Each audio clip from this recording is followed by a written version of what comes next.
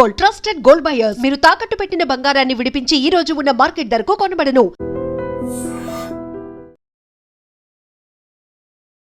మనతో పాటుగా ఉన్నారు సీనియర్ జర్నలిస్ట్ సురేష్ కొచ్చది.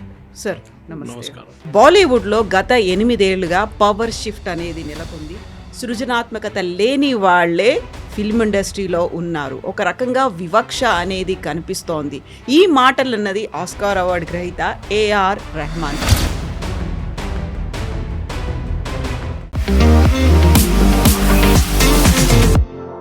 నమస్తే, నేను Kavitha. Welcome to I dream news and నిజాలు. బాలీవుడ్లో గత 8 ఏళ్లుగా పవర్ షిఫ్ట్ అనేది నెలకొంది. సృజనాత్మకత లేని వాళ్లే ఫిల్మ్ ఇండస్ట్రీలో ఉన్నారు. ఒక రకంగా వివక్ష అనేది కనిపిస్తోంది. ఈ మాటలన్నది ఆస్కార్ అవార్డు గ్రహీత ఏఆర్ రెహమాన్. నిజంగానే బాలీవుడ్లో ఫిల్మ్ ఇండస్ట్రీలో మతపరంగా వివక్ష చూపిస్తున్నారా? పెద్ద ఎత్తున అవుట్రేజ్ వచ్చిన తర్వాత భారతదేశం నాకు ఇల్లు, భారతదేశమే నాకు ఒక కుటుంబం లాంటిది అని దాన్ని మిస్ఇంటరప్ట్ చేశారు. మిస్అండర్స్టాండింగ్ జరిగింది అనేటువంటి మాటని ఏఆర్ రెహమాన్ ఎందుకు చెప్తున్నారు? యాక్చువల్గా ఈ మొత్తం ఎపిసోడ్ ఎందుకని ఇప్పుడు బయటకు వచ్చింది? మనతో పాటుగా ఉన్నారు సీనియర్ జర్నలిస్ట్ సురేష్ కొచ్చది. సార్ నమస్కారం. సో గతంలో మనం ఫిల్మ్ ఇండస్ట్రీ గురించి మాట్లాడుకున్నప్పటికీ ఈసారి ఏఆర్ రెహమాన్ చేసినటువంటి వ్యాఖ్యలు, అందులో మతం కోణం కూడా ఉంది అనే మాట, 8 ఏళ్లుగా పవర్ షిఫ్ట్ కనిపిస్తోంది అనేది, అందువల్లే అవకాశాలు రాలేదేమో అనేటువంటి గుసగుసలు ఉన్నాయి, బట్ నాకు మాత్రం డైరెక్ట్గా ఎదురైందని నేను చెప్పట్లేదు అనేటువంటి ఒక మాట. సో నిజంగానే అలాంటి పరిస్థితులు ఉన్నాయా మన దగ్గర? అందరూ ఫస్ట్ అడగాలి అంటే తమిళ్ ఫిలిం ఇండస్ట్రీలో ఎన్ని సినిమాలు ఆయనకు వచ్చిందని అడగాలి ఫస్ట్. ఎందుకంటే ఈ మ్యూజిక్ ఇండస్ట్రీ అనేది చాలా మటుకు మారిపోయింది. ముందు కవిత గారు మీకు గుర్తుంటుంది, మనం చిన్నప్పుడు ఉన్నప్పుడు క్యాసెట్లు కొనుక్కుంటుండే, వెళ్ళి షాప్లలో వెళ్ళి క్యాసెట్ కొనుక్కొని వచ్చి దాని నుంచి మన పాటలు వింటుండే. దాని తర్వాత సీడీలు వచ్చినాయి. మ్యూజిక్ వరల్డ్ లాంటి ప్లేస్కి వెళ్ళి అక్కడ సీడీలు కొనుక్కుంటుండే మనం. దాని తర్వాత సీడీలు కూడా పోయినాయి. ఇప్పుడు సీడీ ప్లేయర్లే దొరకట్లేదు. దాంతో స్పాటిఫై కానివ్వండి, యూట్యూబ్ ఛానల్స్ కానివ్వండి, సారేగామా లాంటి యూట్యూబ్ ఛానల్స్ కానీ, వాళ్ళ రేడియో ఒక సెట్ వస్తుంది, అదొకటి. ఇట్లాంటి చాలా డిఫరెంట్ ఇన్స్ట్రుమెంట్స్గా మారిపోయింది మ్యూజిక్. ఫిల్మ్ ఇండస్ట్రీలో కూడా మనకు చాలా మటుకు తెలుసు, తెలుగు ఫిల్మ్ ఇండస్ట్రీలో కూడా మ్యూజిక్ రిలీజ్ అని చెప్పి పెద్ద ఒక ఫంక్షన్ ఉంటుంది. ఇప్పుడు అసలు అది వినబడట్లేదు, ఎక్కడ వినబడలేదు. Audio release function. ఇప్పుడు ఆడియో రిలీజ్ ఫంక్షన్ ఎక్కడ పోయిందో తెలియదు. లాస్ట్ టైం నాకు జరిగినప్పుడు గుర్తుంది, ఒక 2-3 సంవత్సరాల ముందు ఆ శిల్పకళా వేదికలో మొత్తం చైర్లని వలగొట్టారు. ఇప్పుడు ఎక్కడ వినబడట్లేదు అసలు మ్యూజిక్ ఆడియో రిలీజ్ అనేది. ఎందుకంటే ఇండస్ట్రీ మారిపోయింది. The way the music is delivered. ఒక ప్రొడ్యూసర్ ఆయన పరిస్థితి ఆలోచించండి. ఆయన పెట్టుబడి పెట్టేటప్పుడు సినిమాలో హీరోకి డబ్బులు, హీరోయిన్కి డబ్బులు, ఇదంతా production cost, post production cost, దానికన్నా ముందు మ్యూజిక్ సెట్ చేయడం, ఇదంతా ఉంటుంది. పెట్టిన పెట్టుబడికి కూడా రిటర్న్ రావట్లేదు. ఒక వారం కూడా సినిమా థియేటర్లో నడవట్లేదు. హౌస్ఫుల్ అని చూపిస్తారు కానీ మన అందరు తెలిసిందే సంగతి. ఇండస్ట్రీ మారిపోయింది చాలా మటు. ఏ టైంలో మన దగ్గర సి రామచంద్ర కానీ, ఆ టైంలో ఎస్డి బర్మన్ గారి అట్లాంటి మ్యూజిక్ డైరెక్టర్స్ నుంచి ఇప్పుడు చూస్తే మీకు మ్యూజిక్ డైరెక్టర్ కూడా గుర్తుండదు, పేరు అడిగితే మీకు తెలియదు. In fact Dhurandhar cinema music director నాకే తెలియదు, కానీ మ్యూజిక్ బాగుండేది నాకు తెలుసు అంతే. హక్ సినిమా కూడా నాకు మ్యూజిక్ డైరెక్టర్ ఎవరు గుర్తులేదు, కానీ ఈ పాటలు బాగుంది, నాకు నడిమిట్లా ఉన్న పాటలు బాగానే ఉంది, కానీ ఐ డోంట్ రిమెంబర్ ఇట్. ఒకసారి బయటకు వచ్చిన తర్వాత సినిమా థియేటర్ తర్వాత పాట ఏంటని నాకు గుర్తులేదు. కానీ ఇప్పుడు కూడా మీరు పాత తెలుగు సినిమాలు కానీ, పాత హిందీ సినిమాలు ఇప్పుడు కూడా మీరు హమ్ చేసుకుంటారు అప్పుడప్పుడు. మీరు విన్నప్పుడు మీకు చాలా అంటే లిరిక్స్ అంత పవర్ఫుల్ ఉండే ఆ టైం. ఇప్పుడు మ్యూజిక్ ఎట్లయిపోయిందంటే డబ్బ లోపల రాలేసి కొట్టినట్లు ఉంటుంది మ్యూజిక్. ఇప్పుడు మీకు ఏం గుర్తుండదు. ఆ మ్యూజిక్ అనేది అసలు ఎవరు పట్టించుకోలేదు. పబ్లిక్ కూడా వినడానికి రెడీగా లేరు. సరే, మన కార్లో డ్రైవ్ చేస్తున్నప్పుడు ఎప్పుడైనా ఏదైనా స్పాటిఫై పెట్టుకుంటాం, లేకుంటే ఎఫ్ఎం స్టేషన్ పెట్టుకుంటాం, లేకుంటే యూట్యూబ్ నుంచి ఏదైనా ప్లే చేస్తుంటాం. కానీ ఒక రెగ్యులర్ లాయల్టీ అని మ్యూజిక్కి పోయింది, ఎప్పుడో పోయింది అది. సినిమాలో ముందు ఒక మ్యూజిక్ అనగానే చాలా పెద్ద, కొన్ని సినిమాలు అయితే 8 పాటలు 9 పాటలు ఉంటుండే. ఇప్పుడు 1-2 పాటలు కనిపిస్తే కూడా చాలా పెద్దది అనమాట. సో ఆ పరిస్థితులు, ఆ ఒక సిచ్యువేషన్ నుంచి రెహమాన్ గారి స్టేట్మెంట్ ఇవ్వడం ఏంటి, ఇది నాకు ఫస్ట్ ప్రశ్న. ఎందుకంటే కమ్యూనల్ ఆయన ఒక ఓపెన్ డేట్ చెప్పలేదు. 8 సంవత్సరాలు అన్నారు. అంటే కరెక్ట్గా మోదీ గవర్నమెంట్ వచ్చిన తర్వాత ఉన్న సిచ్యువేషన్ అని చెప్తున్నారు అనమాట. అది కూడా ఎవరికి ఇంటర్వ్యూ ఇచ్చారు? BBC Hindi, Asian service. ఎవరు ఇంటర్వ్యూయరు? ఒక పాకిస్తానీ. అంత సెట్ ఇది. ఆయన ఒక దూరదర్శన్కో లేకుంటే మన భారతదేశంలో ఎన్నో ఛానల్ వాళ్ళకి ఇంటర్వ్యూ ఇవ్వకుండా ఒక ఇంటర్నేషనల్ ఆడియన్స్కి చెప్పారు ఈ మాట. ఆయనకు తెలుసు దాని ఇంపాక్ట్ ఎక్కడ ఉండబోతుంది అనేది. ఇప్పుడు దాన్ని వచ్చి నన్ను మిస్అండర్స్టాండ్ చేయడం ఏముంది? మీరు చాలా క్లియర్గా అది ఇంకోసారి రివైండ్ చేసుకుంటే కూడా మీరు వినొచ్చు. మీరు చెప్పిన మాట చాలా క్లియర్ దట్ మీకు ఇప్పుడు ఆపర్చునిటీస్ రావట్లేదు. ఇప్పుడు ఎట్లా అయిపోయిందంటే, ఒక చాలా టాలెంటెడ్గా ఉన్న మనిషిని, ఫర్ ఎగ్జాంపుల్ ప్లంబర్ అని తీసుకుందాం. ఇప్పుడు మీరు ఒక ప్లంబర్ని పిలిచినప్పుడు ఒకటి వస్తే వాడు ఫస్ట్ వచ్చి నాకు 2,000 రూపాయలు కావాలంటే మీరు బార్గెన్ చేస్తారు అంతే. నెక్స్ట్ టైం అని బిలోవర్ మీరు you look for somebody at 1,000 rupees. ఇది నార్మల్ హ్యూమన్ సైక్. ఇది మ్యూజిక్ ఇండస్ట్రీ కూడా అట్లనే అయిపోయింది. వెరీ వెరీ రా ఫార్మాట్లో చెప్తున్నాను నేను. ఎక్కడ రోజా నుంచి మొదలైన ఏఆర్ రెహమాన్, దానికన్నా ముందు Indira he did, but the actual hit was Roja. ఆ టైంలో ఎవరు ఛాన్స్ ఇచ్చారు ఆయనకి? మణిరత్నం లాంటి వాళ్ళు ఛాన్స్ ఇచ్చారు. ఆయన గురువు ఎవరు? గురువు అని చెప్పలేను, కానీ ఆయన ఫస్ట్ పర్ఫామ్ చేసింది ఇళయరాజా గారు. ఇప్పుడు ఇళయరాజా గారు ఎక్కడున్నారు మ్యూజిక్ ఇండస్ట్రీలో? కానీ ఆయన పాటలు గుర్తుంటుంది మనకు. ఆయనకు అప్పుడప్పుడు 1-2 సినిమాలు వస్తున్నాయి అంతే. ఇళయరాజా గారు కంప్లైంట్ చేశారా? నన్ను కూడా ఎవరు పట్టించుకోవట్లేదు. నెక్స్ట్ జనరేషన్ వచ్చేసారు. ఎందుకంటే మన అందరికి గుర్తుంది. కుమార్ షాను ఎక్కడున్నారు ఇప్పుడు? అల్కా యాగ్నిక్ ఎక్కడుంది? ఎందుకు మీరు you can take lot of such names. ఇట్లాంటి వాళ్ళు ఎక్కడ లేరు ఇప్పుడు. వాళ్ళందరూ మాయమైపోయారు. కొత్త వాళ్ళు వస్తున్నారు, రీల్స్ చేస్తున్నారు, కవర్ వర్షన్స్ చేస్తున్నారు, పాటలు పాడుతున్నారు. ఆల్ స్టార్ సింగర్ లాంటి ప్రోగ్రామ్ నుంచి వచ్చే విన్నర్స్ని వాళ్ళని మ్యూజిక్ దాంట్లో తీసుకుంటారు. ఉదిత్ నారాయణ ఉండే, ఎక్కడ పోయిన ఉదిత్ నారాయణ తెలియదు మనకి.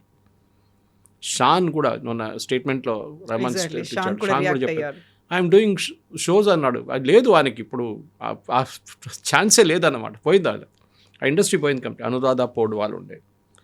కానీ రెహమాన్ గారు ఫస్ట్ గుర్తుపెట్టుకోండి, you have to be humble enough to understand this. సరే, నాకు ఆస్కర్ వచ్చింది, నాకు ఎన్నో ఫిలింఫేర్ అవార్డు వచ్చింది, నేషనల్ అవార్డు వచ్చింది, that is central government Padma Bhushan కూడా ఇచ్చారు మిమ్మల్ని. మీకు ఇంకేం కావాలి? మిమ్మల్ని ప్రతి సినిమాలు మిమ్మల్ని తీసుకోవాలన్నా ప్రొడ్యూసర్ భయపడతారు. In fact that's what Javed Akhtar said. మీ దగ్గరికి ఒక చిన్న ప్రొడ్యూసర్ రావడానికి భయపడుతున్నారు. ఎందుకంటే you will quote in millions, you will quote in crores. ఆయన ఇవ్వలేడు మీకు ఆ డబ్బులు, దానికోసం రావట్లేదు. That is the reason why they are not coming, not because is a Muslim. In fact మనందరూ తెలుస్తుంది, చాలామంది ప్రేక్షకులు తెలుసుంటుంది బహుశా. రెహమాన్ వాళ్ళ father was a big time music director in Malayalam cinema. Even దో తమిళియన్ ఆయన పుట్టింది, కానీ హీ వాజ్ ఒక 100 సినిమాల దాకా మలయాళంలో చేశారు ఆయన, from 1960s onwards. RK Shekhar అని ఆయన పేరు, రెహమాన్ గారి ఫాదర్ పేరు. And he was a brilliant man. కానీ ఆయన డబ్బుల గురించి ఎక్కువ పట్టించుకోవట్లేదు. Rahman is just the opposite, he is very money minded. అది బహుశా వాళ్ళ ఫాదర్ చేసిన దానికి ఒకసారి ఏదో ఇంటర్వ్యూలో అన్నారు ఆయన, నా ఫాదర్ చేసిన తప్పు నేను చేయను, నాకు డబ్బులు సంపాదించాలి, నాకు సొంతంగా నా స్టూడియో కావాలి. ఇన్ఫ్యాక్ట్ శేఖర్ గారు ఆయన ఆ టైంలో ఫస్ట్ ఈ ఎలక్ట్రానిక్ సింథసైజరు, చిన్న ఎలక్ట్రానిక్ పియానోస్ వచ్చినప్పుడు సింగపూర్ నుంచి పట్టుకొస్తుండే. అప్పులు తీసుకొని అట్లా చేసి ఆయన తీసుకొచ్చి ఆయన మ్యూజిక్ సెట్ చేస్తుండే దానికి. దాంతోనే ఆయన చాలా మటుకు టెన్షన్లో వచ్చి లాస్ట్ 43 ఏజ్లో ఆయన చనిపోయారు. Stress, purely stress. రెహమాన్ కూడా అంగీకరిస్తున్నారు, yes my father was under lot of stress. అక్కడిక్కడ అప్పు తీసుకున్నారు ఈ మ్యూజిక్ ఇన్స్ట్రుమెంట్స్ కోసం. లాస్ట్లో వాళ్ళ మదర్ ఆర్వి శేఖర్ గారు చనిపోయిన తర్వాత ఈ మ్యూజిక్ ఇన్స్ట్రుమెంట్స్ అన్నీ అమ్మడం మొదలుపెట్టారు. కొన్ని అయితే రెంట్కి ఇవ్వడం మొదలుపెట్టారు. అంటే ఫ్యామిలీ బతకాలి కదా. సో రెహమాన్లో అదొక కోపం ఉండే. One of the reasons why the family converted అది ఉండొచ్చు. ఎందుకంటే ఒక సూఫీ సెయింట్ వచ్చారంట వాళ్ళది, కరీముల్లా షా కాద్రీ అని చెప్పి, వాళ్ళ ఇన్ఫ్లుయెన్స్లో వచ్చి దే కన్వర్టెడ్ టు ఇస్లాం. మరి వాళ్ళ పర్సనల్ చాయిస్. ఇన్ఫ్యాక్ట్ వీళ్ళ మదర్ పేరు కస్తూరి శంకర్ అని ఉండే, Sekhar and Kasturi was her name.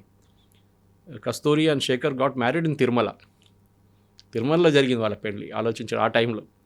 So that devout Hindus ఉన్న వాళ్ళు కన్వర్ట్ చేసుకున్నారు, ఇస్లాంకి వెళ్ళిపోయారు. బట్ వాళ్ళ ఫ్యామిలీలో అందరు కన్వర్ట్ కాలేదు. రెహమాన్ వాళ్ళ సిస్టర్ ఉన్నారు, ఐ థింక్ ఆ నేమ్ ఇస్ రేనా వాళ్ళ 2 పిల్లలు they are Hindus. That is the best part.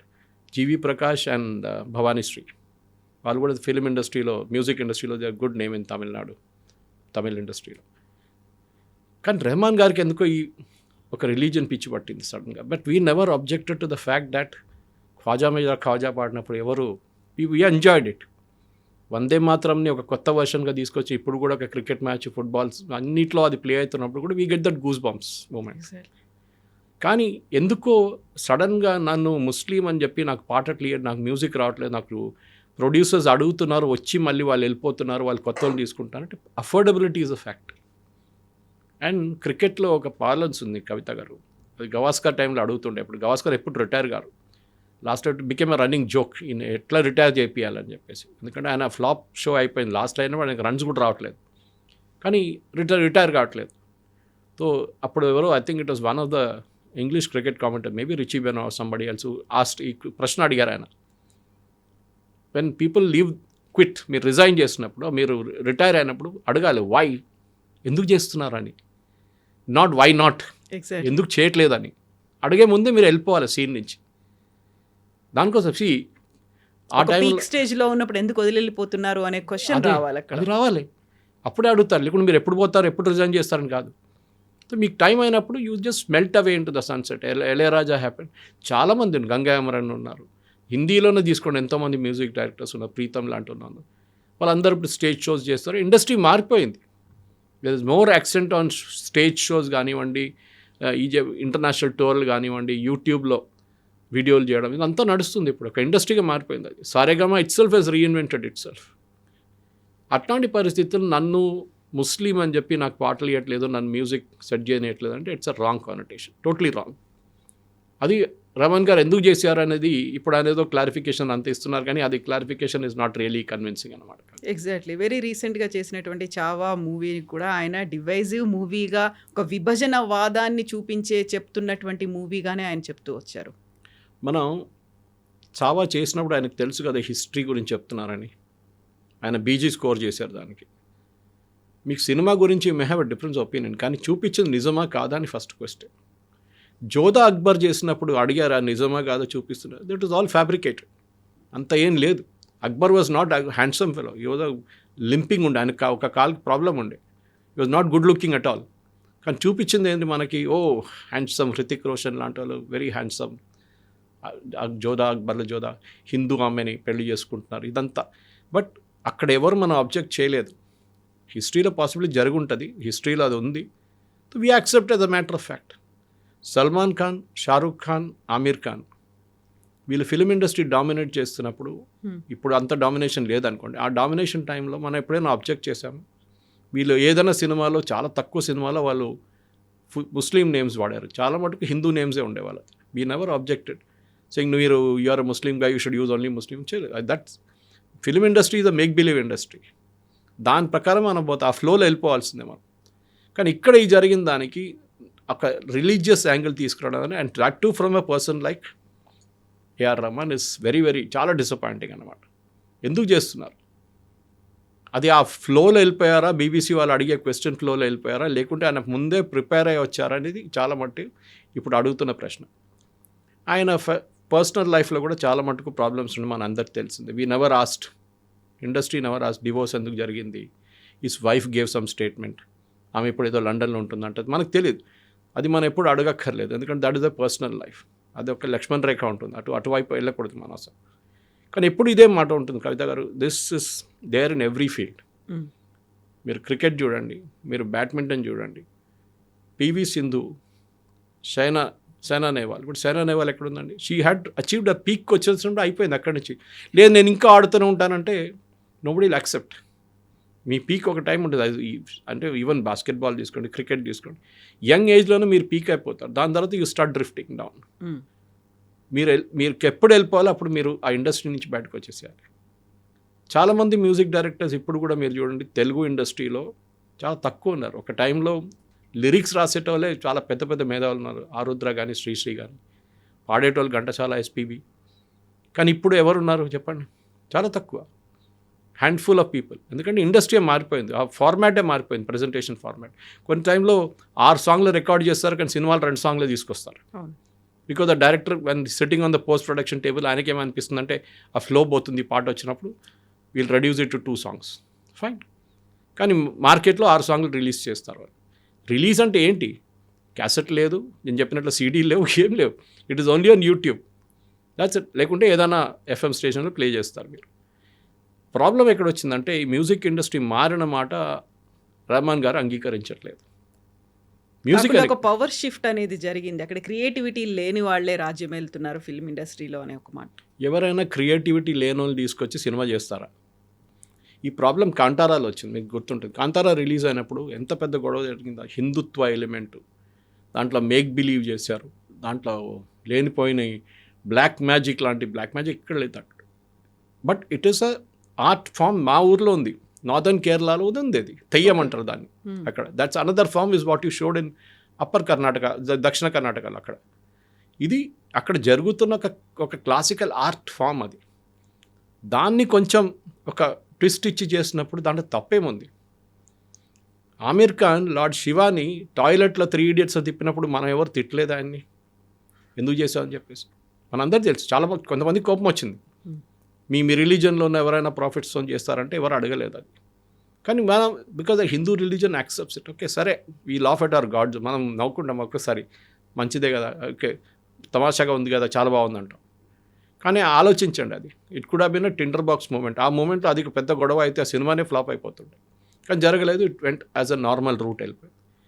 కానీ రెహమాన్ గారికి సడన్గా ఇప్పుడు ఎందుకు వచ్చి నాకు అర్థం కావట్లేదు. ఎందుకంటే I have seen him when he was Dilip. హైదరాబాద్కి వస్తుండే ఆ టైంలో, ఇక్కడ ఒక ఏజెన్సీలో వచ్చి చాలా తక్కువ అమౌంట్కి ఒక చిన్న కీబోర్డ్ తీసుకొచ్చి ట్రైన్లో వచ్చి ఇక్కడ వచ్చి కీబోర్డ్ ప్లే చేసి వెళ్ళిపోతుండే. ఒకసారి చాలా సంవత్సరాల తర్వాత ఫ్లైట్లో వస్తుండే, కానీ ముందైతే ఓన్లీ ట్రైన్లో వస్తుండే. మెట్రో షూస్ కానివ్వండి, బిగ్ షాట్ లాంటి షాప్స్కి యూస్ టు ప్లే జింగిల్స్. ఆ ఇండస్ట్రీ నుంచి అఫ్కోర్స్ ఈ started playing for Ilaiyaraaja as a keyboard artist. అక్కడి నుంచి పైకి వచ్చిన తర్వాత ఆపర్చునిటీస్ చాలా వచ్చినాయి ఆయనకి. అండ్ మనం కూడా మెచ్చుకుంటాం, గుడ్ మ్యూజిక్.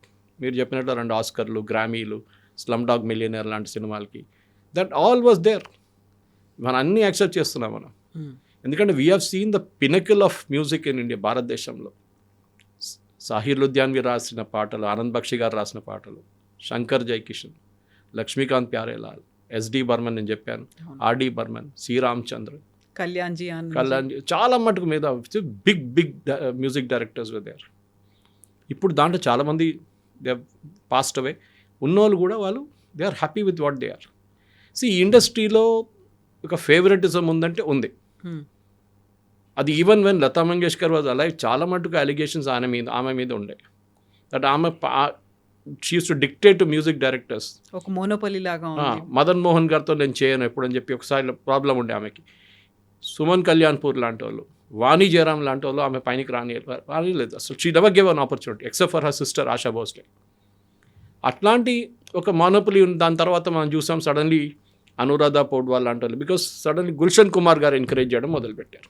తర్వాత గుల్షన్ కుమార్ హత్య జరిగింది. అది కూడా మ్యూజిక్ ఇండస్ట్రీలో పెద్ద పాలిటిక్స్, అది అందరికీ తెలిసింది. ఎందుకంటే అక్కడ డీ గ్యాంగ్ ఇన్వాల్వ్డ్ ఉన్నారు.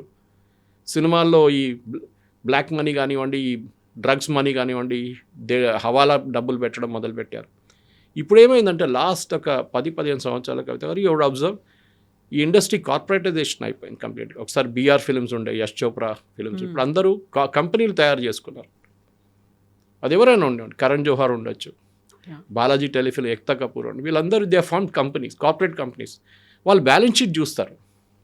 మేము ఒక సినిమా తీయాలంటే ఎంత డబ్బులు పెట్టాలి, దాంట్లో ఎంత డబ్బులు వస్తుంది, ఓటీటీలో ఎంత డబ్బులు వస్తుంది, మాకు థియేటర్ రిలీజ్లో ఎంత వస్తుంది, ఇది వాళ్ళు చూసేది first. And naturally cost cutting ఉంటుంది. ఎంత తక్కువ చేయొచ్చు అంత కాస్ట్ కటింగ్ తగ్గిస్తున్నారు. పాసిబ్లీ తెలుగు ఫిలిం ఇండస్ట్రీ ఒక్కటే ఇప్పుడు కూడా where the hero is paid 100 crores 50. Malayalam film industry చూడండి, దే ప్రొడ్యూస్ బ్రిలియంట్ మూవీస్. కానీ మోహన్ లాల్, మమ్ముట్టి కూడా ఇంత డబ్బులు రా. బికాజ్ మేబీ ఇండస్ట్రీ సైజ్ చిన్న ఉంది అక్కడ, వాళ్ళ ఆడియన్స్ సైజ్ చిన్న ఉంది. మ్యాక్సిమం కేరళ అండ్ గల్ఫ్, కొంత మటుకు యూరోప్. తెలుగు ఫిలిం ఇండస్ట్రీ బహుశా ఇంకా పెద్దగా ఉంటుంది, చాలా మటుకు ఆడియన్స్ నార్త్ అమెరికాలో ఉంటారు, అక్కడ కలెక్షన్ బాగుంటుంది అని చెప్పి ఎక్కువ కానీ ఇప్పుడు కూడా చూడండి, ఇప్పుడు రెమ్యునరేషన్ ఇవ్వలేకపోతున్నారు. అదర్ డే సాన్ ఆర్టికల్, ఎవరో ప్రొడ్యూసర్ చెప్తున్నారు, తెలుగు ఫిలిం ఇండస్ట్రీలో ఉన్న హీరోయిన్స్ని యాక్ట్రెసెస్ అని చెప్పాలి మనం యాక్చువల్లీ, వాళ్ళ దగ్గర మేము we are asking them to reduce their fees, వాళ్ళ ఫీజు తగ్గించమని రిక్వెస్ట్ చేస్తాం. ఎందుకు లేకుంటే ఇట్ వోంట్ వర్క్అవుట్. ఒక్క వారం కూడా సినిమా హౌస్ఫుల్ నడవదు మీకు థియేటర్లలో. ఇప్పుడు దురంధర్ ఈజ్ అన్ ఎక్సెప్షన్. అది వచ్చినప్పుడు ఇంకా పెద్ద గొడవ జరిగింది. నేషనలిజం, మ్యాషోయిజం, హిందూ ఇది, ఇస్లాం బ్యాషింగ్, ఇస్లామాఫోబియా జరిగింది. పాకిస్తాన్లో జరుగుతుంది, చూపించాం. I give an audience example మీకు. ఈ దురంధర్ వచ్చి ఒక 3 వారాలు 4 వారాల తర్వాత ద సినిమా ఇక్కీస్ అని ఒక సినిమా వచ్చింది, బేస్డ్ ఆన్ అరుణ్ ఖేత్రపాల్స్ లైఫ్. నేను కూడా వెళ్ళాలనుకున్నాను. రివ్యూ చదవగానే నాకు కూడా అనిపిస్తుంది ఎందుకు వెళ్ళాలి సినిమా, దాంట్లో పాకిస్తాన్ని హీరోస్గా చూపిస్తున్నారు, పాకిస్తాన్ ఆర్మీ చాలా మంచి వాళ్ళని చూపిస్తున్నారు, మనం తప్పు చేసామని చూపిస్తున్నారు 71లో అని రివ్యూ చదివాను. కొంతమంది అడిగాను సినిమాకి, వాళ్ళు అన్నారు Suresh you will not like it, మీరు వెళ్ళొద్దు. Word of mouth is very important. Dhurandhar లాంటి సినిమాకి I think more than publicity word of mouth. ఎందుకంటే ఇప్పుడు సినిమా రిలీజ్ చేయాలంటే కూడా మార్కెటింగ్ దాంట్లో చాలా పెద్ద కాంపోనెంట్. మ్యూజిక్ చేసిన వాళ్ళు వెళ్ళి స్టూడియోలో కూర్చొని మాట్లాడతారు, the actor and actresses will go and sit in the theatre, డైరెక్టర్తో కూర్చుంటారు, ఏ స్టూడియోకి వెళ్ళాలి, ఇదంతా నిర్ణయించేది ఒక పెద్ద పిఆర్ గ్యాంగ్ ఉంది ఒకటి. వాళ్ళు డిసైడ్ చేస్తారని ఎట్లా మూడ్ సెట్ చేయాలి, ఇది ఎప్పుడు రిలీజ్ చేయాలి, ఏ థియేటర్లో రిలీజ్ చేయాలి, ఏ ఓటీటీ ప్లాట్ఫామ్లో వెళ్ళాలా, ప్రైమ్లో వెళ్ళాలా, నెట్ఫ్లిక్స్లో వెళ్ళాలా, జీ5లో వెళ్ళాలా, ఇదంతా ఒక కమర్షియల్ అయిపోయింది. And A R Rahman making an acquisition, నాకు అది I just won't take it. ఎందుకంటే మీరు ఎందుకు చేస్తున్నారు అది రెహమాన్ గారు అడగాల్సింది. Now you're making an excuse saying నన్ను మిస్అండర్స్టాండ్ చేశారు.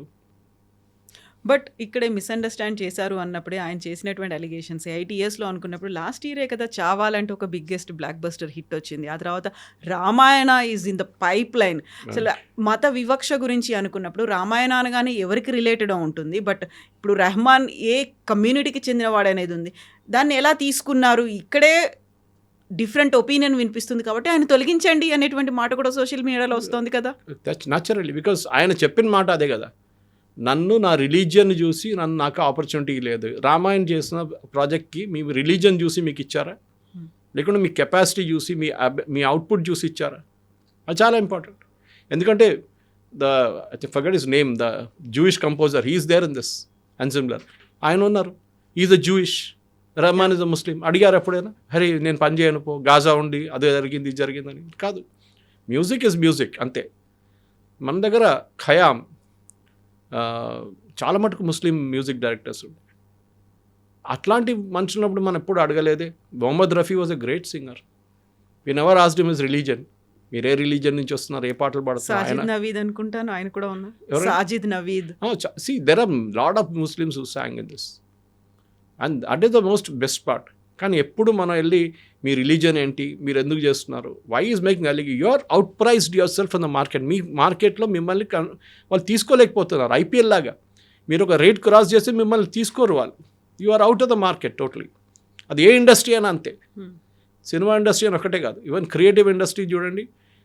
If you are out priced అనగానే మిమ్మల్ని పక్కన పెట్టేస్తారు వాళ్ళు, మీరు ఎంత పెద్ద మంచి అయినా కావచ్చు. కానీ అట్ ద సేమ్ టైం కొంచెం హంబుల్గా ఉండాలి. ఎందుకంటే ఈ ఇండస్ట్రీ మీకు ఆపర్చునిటీ ఇచ్చారు, ఈ ఇండస్ట్రీ మీరు ఇక్కడ దాకా తీసుకొచ్చారు మిమ్మల్ని. దాని తర్వాత ఇన్వెస్ట్ చేసిన తర్వాత నన్ను పక్కన పెట్టేస్తున్నారు, నాకు ఆపర్చునిటీ ఇవ్వలేట్లు. ప్రొడ్యూసర్ నన్ను వచ్చి కలిసి దాని తర్వాత వారం తర్వాత చూస్తే చైనీస్ విస్పర్స్ లాగా నాకు రూమర్స్ వస్తున్నాయి దట్ ఇది నన్ను తీసుకోలేదు, ఇంకోరిని తీసుకున్నాడు, he's not creative. How do you determine creativity? అదొక క్వశ్చన్ ఉంది. ఇప్పుడు మీ ప్రోడక్ట్ అమ్మాలి అంతే, అది మీరు షూ అమ్ముతున్నారా, టీవీ అమ్ముతున్నారా, కార్ అమ్ముతున్నారా అని టెలివిజన్ ఫీల్డ్లో, అడ్వర్టైజింగ్ ఫీల్డ్లో అది ఉంటుంది. మ్యూజిక్ కూడా అంతే, it has to add colour to the cinema, ఒక అడ్జంక్ట్ అన్నమాట సినిమాకి. ఇది ఇప్పుడు అది కాకుండా నా మ్యూజికే ఉండాలి, నేనే చేయాలి, sorry, it doesn't work like that. And Rahman గారు ఈ షుడ్ రియలైజ్ దట్ లోకం మారిపోయింది, entire film industry has change, specially last correct అని చెప్పినట్లు లాస్ట్ 8 years అంటే లాస్ట్ 5 years కూడా. వేరే ఓటీటీ రిలీజ్ మీకు ఎక్కువ డబ్బులు ఇస్తాయి సినిమా థియేటర్ రిలీజ్ కన్నా. పేపర్ వ్యూలో ఉంటుంది, అంటే ప్రతి మనిషి చూసినప్పుడు సపరేట్గా మీకు పేమెంట్ వస్తుంది, అది కూడా ఇంకొక రెవెన్యూ స్ట్రీమ్ ఉంటుంది.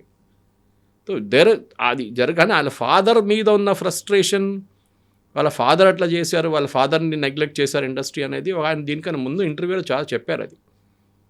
But he was given the respect. ఇప్పుడు కూడా మీరు ఆర్కే శేఖర్ గారి గురించి మాట్లాడినప్పుడు కవిత గారు he brought in S P Balasubrahmanyam and Balamuralikrishna, Mangalapalli Balamuralikrishna Malayalam film ఇండస్ట్రీలో తీసుకొచ్చిన మంచి R K Shekhar.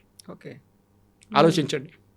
And the same Balasubrahmanyam song for Rahman also. So ఈ కూడా ఆయన చెప్పొచ్చు మీ నాన్నగారితో పనిచేశాను నేను, మళ్ళీ నువ్వు వాడు అని కాదు, but he was humble enough. And వీళ్ళిద్దరిని కలిసిన మనిషి నేను, ఎస్పీ కానీ బాలమురళీకృష్ణ, వాళ్ళ హంబుల్నెస్ చూడాల్సింది.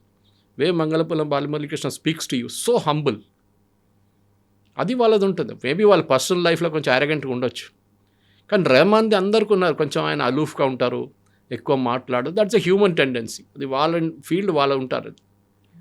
ఎస్పీబీ గారు ఉన్నారు, he's not trained in classical, but Sankarabharanam లాంటి సినిమాలో ఆయన He sang such beautiful songs without being trained classical singer. The capability is ఆ మ్యూజిక్ డైరెక్టర్స్ దగ్గర నుంచి వస్తుంది. అదే కదా ఆ టైంలో ఉన్న డైరెక్టర్స్ దగ్గర నుంచి వాళ్ళ కేపబిలిటీలు ఉంటాయి. కానీ రెహమాన్ గారు ఇప్పుడు చేసిన దానికి నాకైతే I'm not at all in sync. In fact the entire industry Kangana Ranaut అన్నారు, ఒక స్టేట్మెంట్ ఇచ్చారు, వినుంటారు, చదువుంటారు. అది ఎమర్జెన్సీ ఫిలిం ఆమె తీసిన ఫిలింకి మ్యూజిక్ సెట్ చేయడానికి రెహమాన్ గారి దగ్గర వెళ్తే ఈ said I won't do music for propaganda films అన్నారు. అప్పుడు ఆలోచించండి ఆయన మైండ్ సెట్. ప్రాపగాండా ఏముందండి ఎమర్జెన్సీలో, ఏం జరిగింది అదే చూపించారు. మీకు నచ్చకపోవచ్చు, you might not like the political philosophy of BJP or any right wing party, are మీరు ఇందిరాగాంధీ సపోర్టర్ ఉండొచ్చు, అది కూడా ఉండొచ్చు. కానీ కంగనా రనౌత్ దగ్గర వెళ్ళి నేను ప్రాపగాండా ఫిలింకి మ్యూజిక్ సెట్ చేయనంటే దాట్ షోస్ యువర్ బయస్. అంటే మీ థింకింగ్ ఒక్క వైపే ఉందన్నమాట మొత్తం. And that is very very clear in case of Rahman. You should realise ఇప్పుడు ఇండస్ట్రీ రియలైజ్ అయ్యారు కదా, దానికోసం రియాక్ట్ అయ్యారు. ఆయన కవిత గారు మీరు ఇప్పుడు చూడండి రీల్స్లో, ఇన్స్టాగ్రామ్లో చిన్న చిన్న పిల్లల నుంచి యంగ్స్టర్స్ నుంచి everybody is becoming a music star. మీకు అక్కర్లేదు. చాలా నాకు డౌట్ వస్తుంది నెక్స్ట్ 5 సంవత్సరాల తర్వాత, 3 సంవత్సరాల తర్వాత సినిమాల పాట ఉంటుందో కూడా డౌట్ఫుల్. కంటెంట్ మీద నడుస్తుంది అంతా. హౌ పవర్ఫుల్స్ ఒక మ్యూజిక్ ఒక అడ్జంక్ట్ ఉండొచ్చు. హక్ అని సినిమా వచ్చింది చూడండి, ద మ్యూజిక్ ఈజ్ దేర్, ఎక్కడో ఫ్లో అవుతుంది అడ్మిట్లో, it nothing related to the scene. పాట వస్తుంది, పాట పోతుంది అంతే.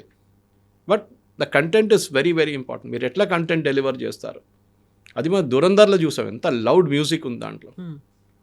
ఇన్ఫ్యాక్ట్ నా బ్రదర్లో మిక్స్ చేశారు final mixing. He was telling me about how హక్ ఆయన చేశారు music final mixing. And when you was comparing, హక్లో చాలా ప్లేసెస్తో సైలెన్స్ ఉంది. So I asked him, my brother in law Ajay Balakrishna, అడిగాను నువ్వు సైలెన్స్ ఎందుకంటే director wanted it that way అన్నారు. అట్ ద సేమ్ టైం మన దురంధర్ చూడండి, సౌండ్ ఉంది, కానీ that movie was also hit, దాంట్లో డౌట్ లేదు. So it is up to the music director. అది రెహమాన్ గారు చావాక్ స్కోర్ చేసినప్పుడు వీ నెవర్ ఆస్క్డ్ హిమ్ మీరు ఎందుకు చేశారు ఇట్లా అని చెప్పేసి. బికాస్ ఆయన చాలా మంచిగా slumdog millionaire and all the classics, no doubt about it. కానీ ఒక టైం అయినప్పుడు you should hang up your boots అంటారు ఇంగ్లీష్లో. ఆ బూట్స్ పక్కన పెట్టి, okay I had a good life, మంచిగా సంపాదించుకున్నాను, now let me relax, I will now ఏం చెప్తారు అప్పుడెప్పుడైనా ఒక సంవత్సరంలో ఒక సినిమా చేయడము, లేకుంటే ఈ చెప్పినట్ల వెళ్ళి ఏదైనా కాలేజ్లో టీచ్ చేయడం, అది ఉండాలి. అది కాకుండా ఇట్లాంటి లోడెడ్ పొలిటికల్ స్టేట్మెంట్ చేసేది ఐ థింక్ చాలా తప్పు చేస్తారు. Yes sir, thank you so much. Thank you very much. Thank you. And for more videos, Please subscribe to iDream. Please subscribe to iDream. Please subscribe iDream. And please subscribe to iDream. For more videos, subscribe to iDream. please like, share and subscribe to the channel. Congratulations, iDream. Subscribe to iDream. Subscribe to iDream. So subscribe to iDream Media. iDream ki iDream team andarki huge congratulations. Please subscribe iDream Media. Please subscribe to iDream. Subscribe iDream. Please subscribe to iDream. iDream అంటే నా కళల ఛానల్ను subscribe చేసుకున్న నోరు తిరుగుతలేదు, మీరైతే గంట గుర్తు కొట్టండి. For more such videos, please subscribe to iDream. Subscribe to iDream. Please subscribe to iDream. Please subscribe iDream Media. Please do subscribe to iDream. Please subscribe to iDream Media. For best entertainment and information, please subscribe iDream. And don't forget to subscribe to iDream.